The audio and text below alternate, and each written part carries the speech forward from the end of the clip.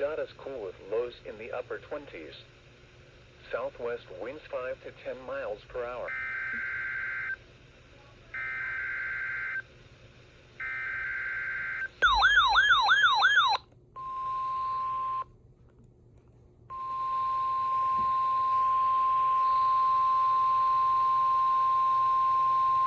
This is a test of the NOAA Weather Radio Alert System. During hazardous weather and emergency situations, the alert tones which were just broadcast will automatically activate special receivers to alert you of impending hazards. This test is normally conducted weekly around 11 a.m. If hazardous weather is imminent or occurring, the test may be canceled. To provide the most consistent warning service possible, the alert tones will only be activated for the following counties in the KXI42 listening area: in Missouri, Perry, and St. Genevieve. In Illinois, Randolph and Perry.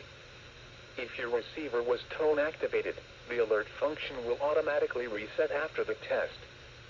This concludes our test for this week, and we will now resume normal programming. Thank you.